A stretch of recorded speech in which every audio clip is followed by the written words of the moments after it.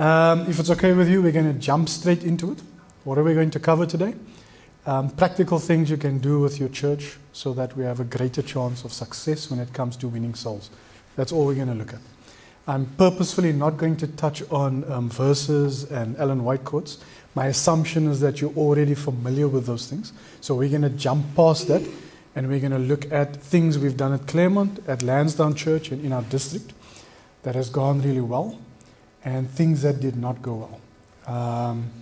These principles are universal. You can use it here, anywhere. It doesn't really matter. Why are we doing this?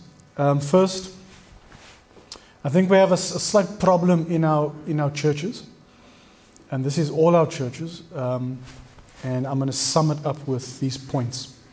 And what I'm doing is I'm summarizing a 10-part series we've done in our district, myself included, Pastor Arnold Alexander, I don't know if you're aware of who he is, Leon Hendricks, and one or two other people.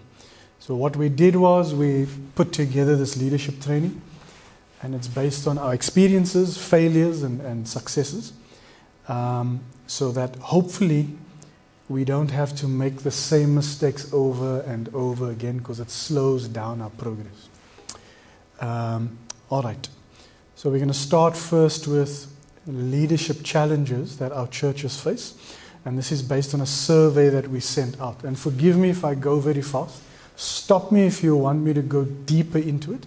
But I'm just going to keep going until someone raises their hand. Like I said, I'm trying to fit in 30 hours into an hour and a half. So challenges that we are facing. And think about if you've gone through this. This was my experience when I joined my first Adventist church. It was Lansdowne Church. Very small church. When I got there, I think there were 5 people there on a Sabbath. And my experience going in was going in with my dreadlocks. Believe it or not, this bald spot wasn't always there. Dreadlocks, a leather jacket, torn jeans, and some nice boots. And I go in there, and the reason I stayed is because the aunties there made me feel very welcome. I had already started listening to Walter Fife like everyone else, and I was convinced this was the thing I needed to do. I was exploring different churches and different religions. Long story short, I met the son of Pastor Sturley at university. Both of us not interested in church life. And but the second year I went back to school, we come back from holiday, and he's a completely different person. He's no longer catching on nonsense. He's going to church, reading his Bible. And he said, listen, you want to watch these DVDs with me? And for a whole year, we never went to class. We watched Walter fight for a whole year. I failed that year, but at least I got baptized. Amen? And the church I joined wasn't... the first church I went to was Silverleaf, then Riverside, and I decided to stay at Lansdowne. So the first lesson is, people join our denomination because of the truth, but they pick a church because of the friendship. No one joins a congregation because of truth. Nobody. I'm sure you've seen people come into your church, they're newly baptized, maybe other churches, and you don't see them in. And then you find out they're down the road by one of our other churches. Right? It's upsetting because you put in all the work and then they just join somewhere else. That's because people look for a surrogate family. The world that they came from, they had friends, brothers, sisters, but now when they come to Christ, they know they can't hang out with them all the time because they'll slip back into sin. So they have to find new brothers and sisters, and that's the church they stay at. It is that welcoming environment. When I walked into Lansdowne, they never judged me because of what I was wearing. I got a hug, I got some ice cream, and I decided to stay there. Right? And we were there for 8 years. We helped grow the youth, grow the church, all those things. But we could have joined Riverside or Silverleaf. Does that make sense? So the truth gets someone in, but it is friendship and finding a new family that gets someone to stand. This is something we tend to forget. We think it is giving people the truth that gets them to come back to church. They can get the truth anyway. You can listen to a far better sermon than I gave online. I can Google David Ashrick at any moment, and I can listen to all his sermons. But we come to church for the social experience. I get to chat to people and grow with them. Okay. Number 2, we sometimes elect people into positions because they show some technical proficiency. And what I mean by that is someone is good at giving a Bible study, then we make them PM leader. But what we don't do is we don't train them to be good PM leaders. They show potential, we then pluck them out of the pew, make them youth leader, a deacon, an elder, or whatever, and then we watch them fail. And it's a slow death. And eventually, they no longer want to do it ever again. Maybe that's your story. That was certainly mine. And a few other people that I know. This information I'm giving you came out of a survey that we did with people who are leaders in churches and what was their experience. Okay? Other people, someone was good at communication, so they made that person an elder. And after their first term, they quit and they've never been an elder since. Right? Maybe you know something similar. For someone else, they were good at preaching. So they gave them the PM leader role. They've never been PM leader ever again because they never understood how much it takes and they never received any training. So people put them in those roles and then we say, okay, we hope everything goes well, and they get no support. Or you go to conference training for a weekend and then that's the only training you get. And then you're left on your own. Problem number 2, people are motivated or they are very committed or passionate. But passion and commitment is not enough to run a department or a church. You need tangible skills and practical skills to run a church effectively.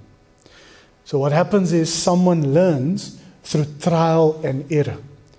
But I don't know about you, trial and error can be very demotivating.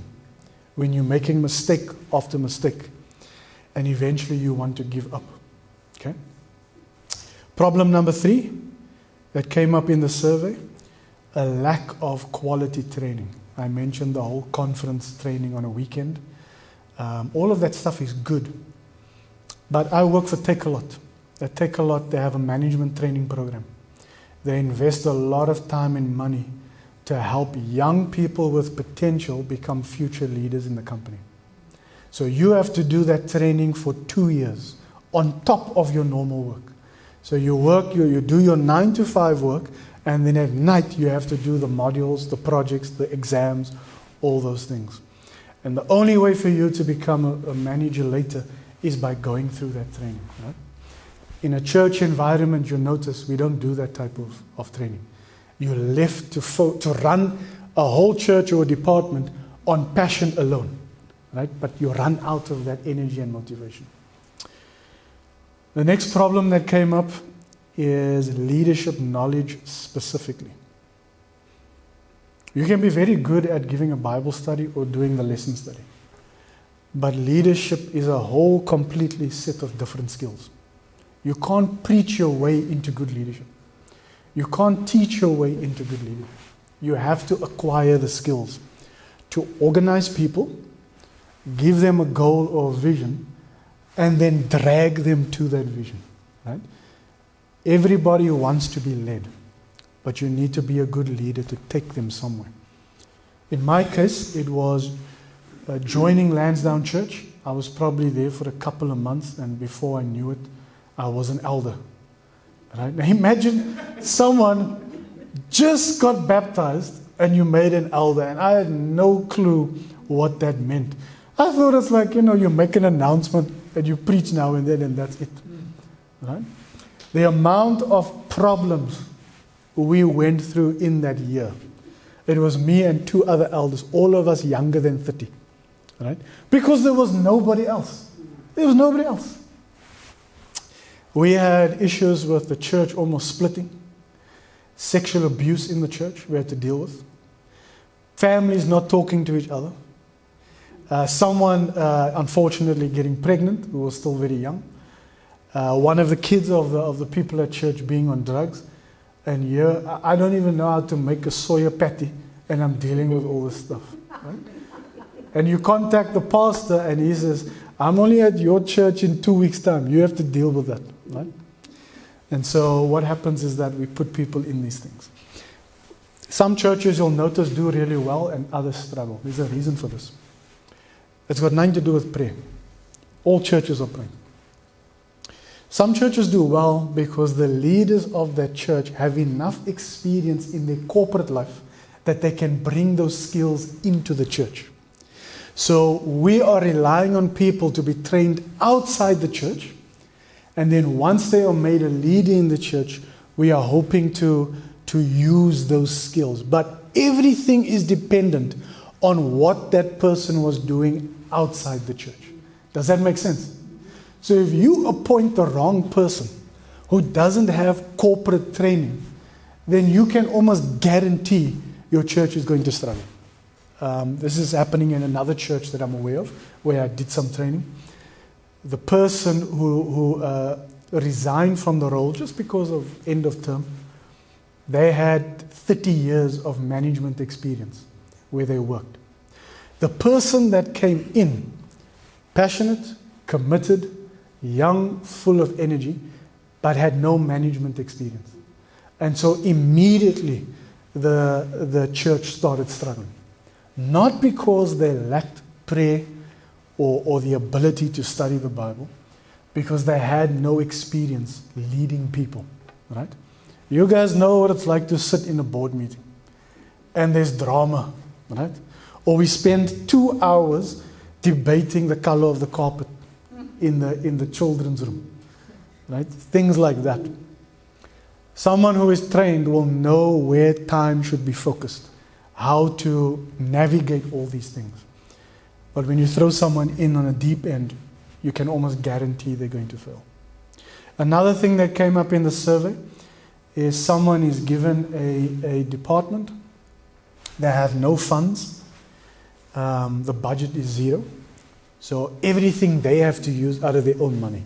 But as you know, if you don't have enough money yourself, how are you going to keep buying material for the department? Some churches only have a 12-month term. I don't know about your church, but Claremont has a 2-year term. And the reason is very simple. It takes 12 months just to adjust to the department. 12 months is not really 12 months. You only have 52 Sabbaths. 52. You don't even get all of those Sabbaths. If you are a youth leader, you maybe get 4 or 5 Sabbaths to use, right? Because every other department is also fighting for their Sabbath.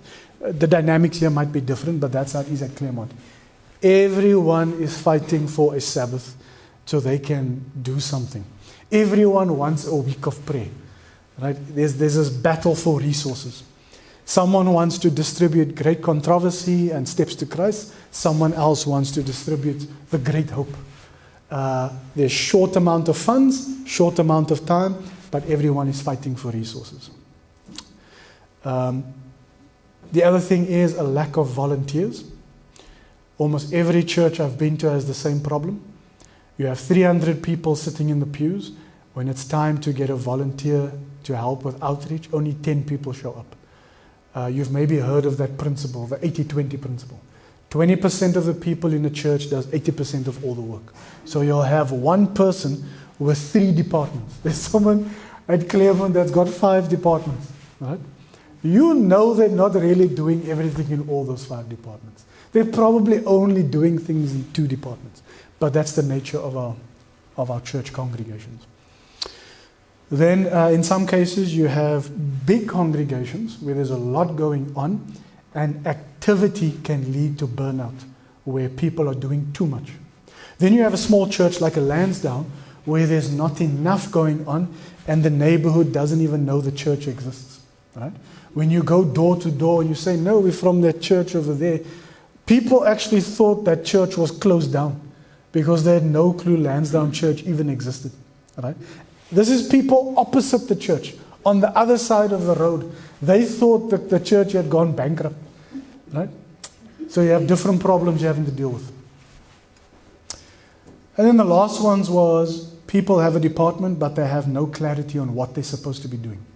They don't know where they should allocate their time. The last three is more to do with church unity. Departments are not working together. They are working against each other because they're all fighting for resources. There's a lack of direction. People don't know what the church is, as a congregation, what the church is trying to achieve. And because of that, everyone does their own thing. And then the last one I already mentioned, which is one person having multiple departments to run. So those are the challenges that churches face. This is not in one church. This is in almost all our churches. When we run this survey, we get the same results. Limited resources, multiple positions you have to look after.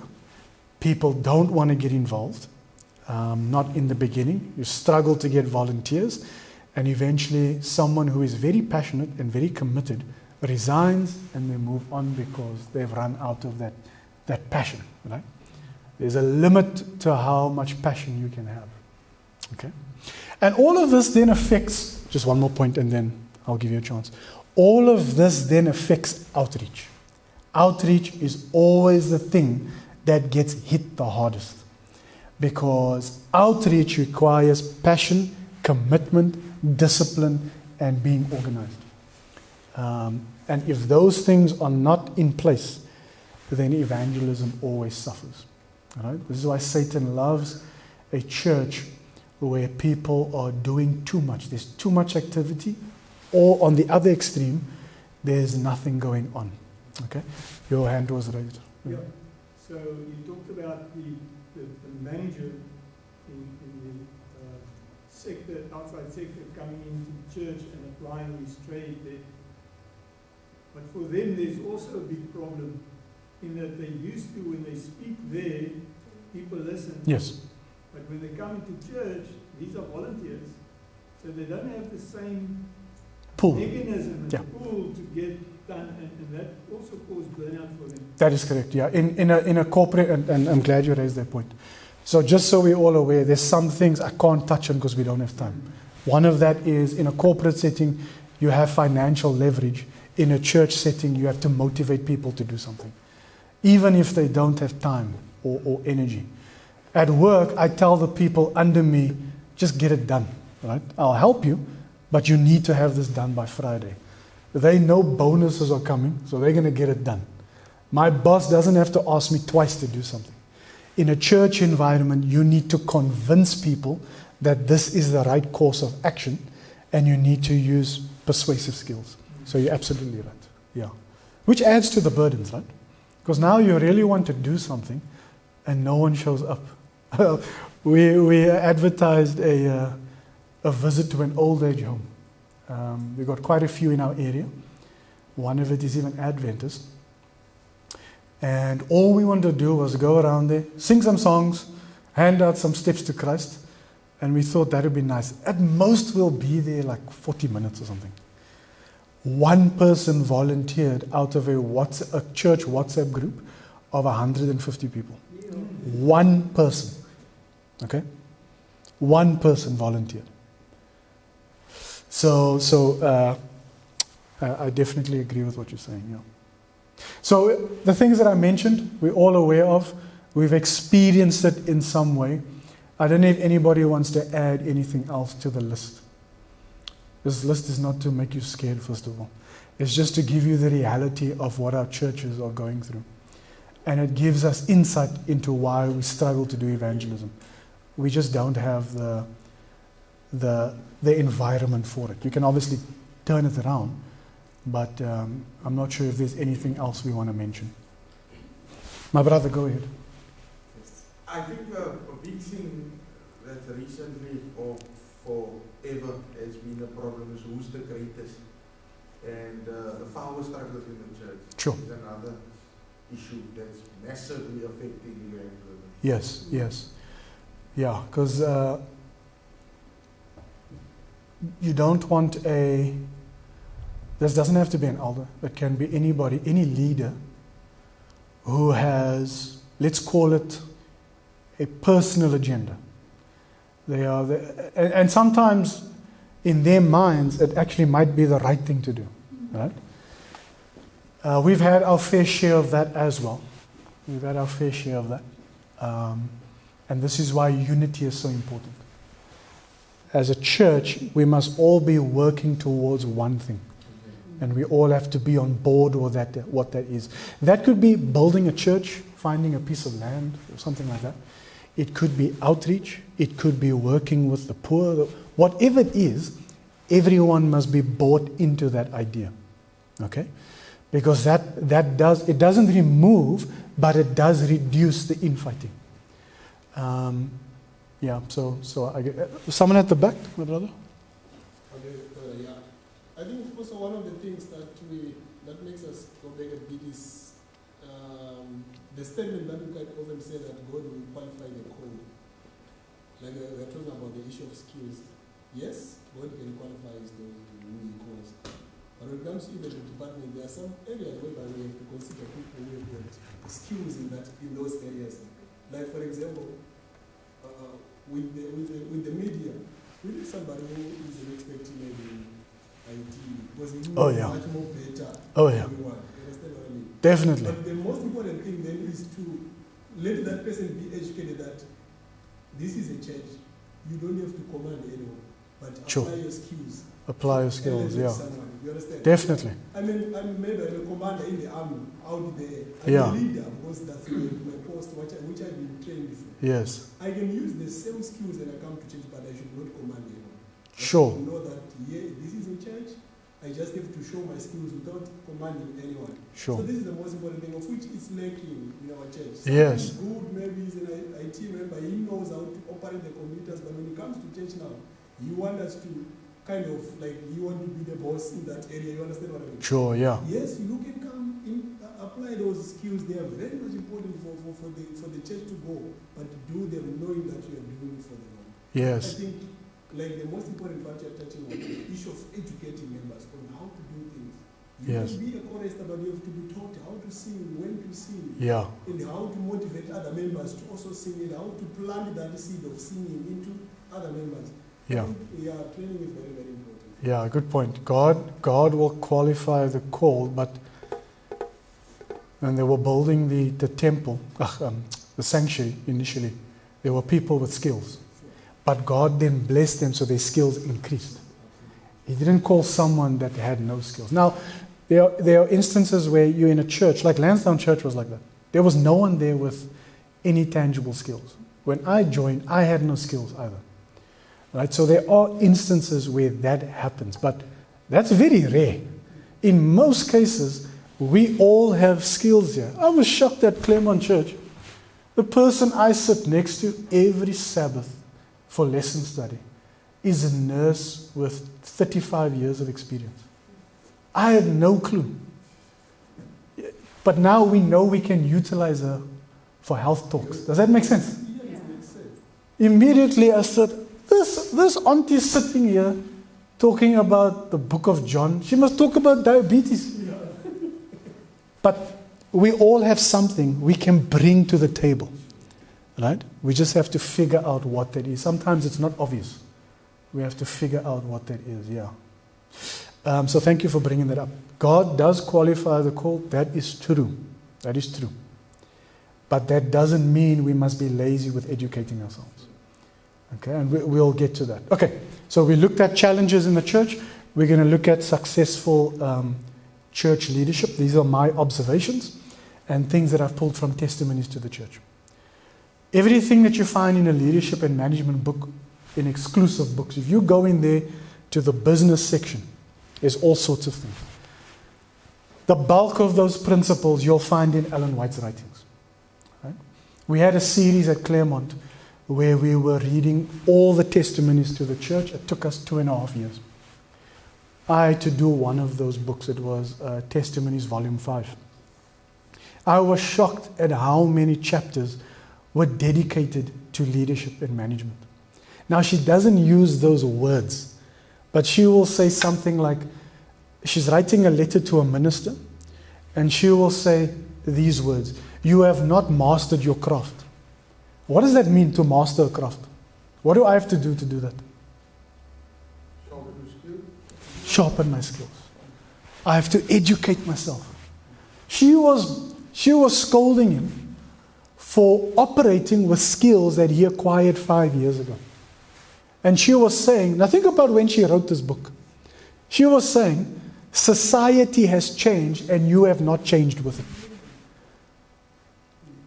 But how many of us actually spend the time educating ourselves in the department that we are working in? Right? We need to sharpen our skills. But anyway, the first thing is successful church leadership. So remember, this comes from Testimonies, the book Evangelism, Gospel Worker, and there's another book, I can't remember the other one. And it also comes from, obviously, the life of Christ, various passages and things. The first thing, and this can help any church or any department, you need to have one, maximum 2 goals, and that's it. 1 to 2 goals. Keep it simple. Don't try and do too much. We don't have enough time and enough resources. You're not doing this as a 9 to 5. If you think about it, church work is a part-time job. You do your 9 to 5. After you do your 9 to 5, you now have to sit in a board meeting for 3 hours. Or you have to do a week of prayer. Right? Or you have to do prayer meeting. Or you have to sit in a meeting with the PM team to discuss a week of prayer that's coming in 2 weeks. Right? In our case, for the whole of November and December, we were planning for, the 10 days of prayer that happens at the beginning of each year or whenever it is. We spent time working on that for the whole of November and December. And it took so much of our time. Other projects we had to put on the side. Okay? 1 to 2 goals. Keep it clear and keep it simple. Know the destination that you're aiming for. For the PM team, a clear, simple goal in our church is 10 baptisms a year. That's our goal. Nothing else matters to us. We don't care about your week of prayer. We don't care about your Sabbath department. Today is Children's Ministry Day. Good for you. But that's got nothing to do with us. We are only focused on getting to 10 baptisms a year.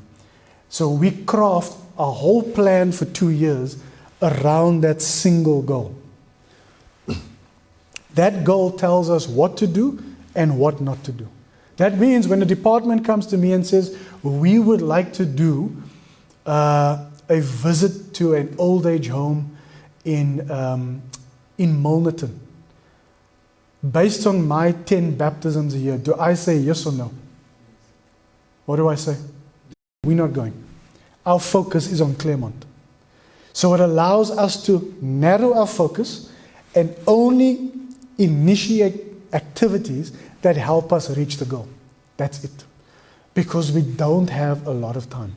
We calculated you only have about 4 hours maximum to allocate to church work a week. 4 hours. So you have to be very careful with where you put your time. And the only way to be careful is if you know exactly in detail what you are trying to achieve. If you don't know that, then you find your church busy, very busy, but being busy does not equate to success. Does not equate to success. When you narrow your goal down to 1 or 2 things, you actually increase your chances of success. Second of all, because we know it's 10 baptisms a year, we know instantly if we are winning or if we are losing.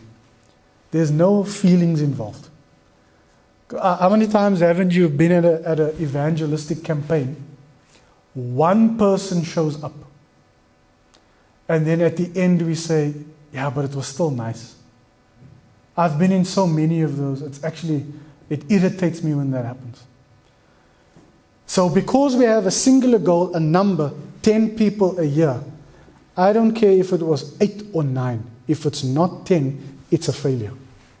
We try again next year. But now I have something to measure myself against. Does that make sense? For our 10 days of prayer, the goal was 50 church members every night, because it was all via Zoom. 50 church members every night via Zoom. For 2 of the nights, we got 48. But for the bulk of them, we got 50 or above. So we hit that goal. I didn't care if anyone said that felt so good to hear the singing and the sermons. None of that matters. Did we hit our goal? Yes or no? But our goal was singular and focused. We had a cooking demo on Sunday. The goal was 50 non-SDAs to attend a cooking demo focusing on diabetes and high blood pressure. 50 non-SDAs had to attend. We hit 41. So we were out by 9. So that was a failure. We don't pat ourselves on the back because it feels good. Does that make sense? Good leadership is being brutally honest with yourself that you're failing or you're winning. There's no in between. One of the problems we have in our church is we reward mediocrity. Someone is doing an okay job, we vote them in again. And we vote them in again. And we vote them in again. All you're doing is rewarding mediocrity. We have to get to the point where we are brutally honest with ourselves and take accountability and say that as a church, we are going to be aggressive with our plan and focused. Because that's how Christ operated. Christ was disciplined and aggressive with the plan, but kind with people. And we must do the same. All right? A good leader also reduces the amount of work he's involved with. This talks to the first thing I mentioned. I'm not going to spend a lot of time on this. Say no more than you say yes. If you are involved with too many initiatives, you dilute your resources and your time and your energy, and you're busy, but you don't get anything done. I'll give one example, and then I'm going to move on. The interest coordinator at our church, she was voted in. And I don't know if you've read the manual. There's one line for the interest coordinator. One sentence. There's nothing else. So she had no clue what she should be doing. So she started doing outreach projects, week of prayers, interest coordinator Sabbaths, and a bunch of other things. After about 6 months, she was burnt out, her and a team. They were doing too many things. And then I asked her, so are you winning or are you losing? And she said she has no clue. They're busy, but they have no idea if they are progressing. Does anyone know what the interest coordinator is supposed to do? Have you heard of that department? Anybody? I think to create the awareness of the interest that could lead people to God. Yes, literally that. Someone who is interested in learning more must go through the interest coordinator. Their job is to capture the details and then forward it on to the right person, whoever is teaching Bible studies, right? So I met with her and we scrapped all the stuff she was involved with. And we said, your only goal right now is to build up a list of people that are visitors, that are non-STAs, coming into our church every Sabbath. We average about 10 to 15 non-STA visitors a Sabbath. Obviously, it goes up and down. Your job is to capture those names. Anybody who wants Bible studies, you pass them on to the elder. That's it. That's your only job. The second thing you can do, if you want, is someone who's a non-STA visitor, invite them to lunch at church. So she organizes lunch every Sabbath for non-STA visitors. Okay? Does that make sense? Just those two things. We also gave her a target. By the end of the year, she must have 500 names of visitors, a mixture of STA and non-STA.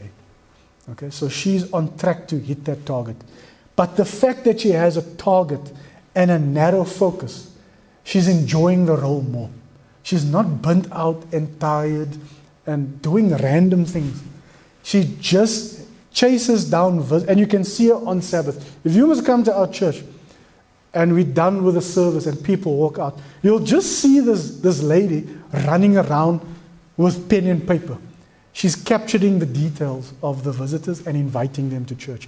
Once she starts her lunch, you'll see some people around a table, and it's her and some families from church. They make food, and then they spend time with a non-SDA visitor. That's her sole job. There's nothing else for her to do. I don't want to see her involved with a week of prayer. You just focus on this one thing. But because she's putting all her energy into that, she can say no to other stuff. And she has more time on her hands. Because she was almost spending no time with the family. Zero. Because she's doing all these things. All right. Let's take a break. It's now almost 10 to. Let's come back at 3 o'clock. Let's pray quickly. Father in heaven, we're just going to take a break from our first session. We're going to take a very short break, stretch our legs, get some fresh air, and then do the second session. May your angels and your Holy Spirit please stay with us. And we ask this all in Jesus' name. Amen. Okay, 3 o'clock.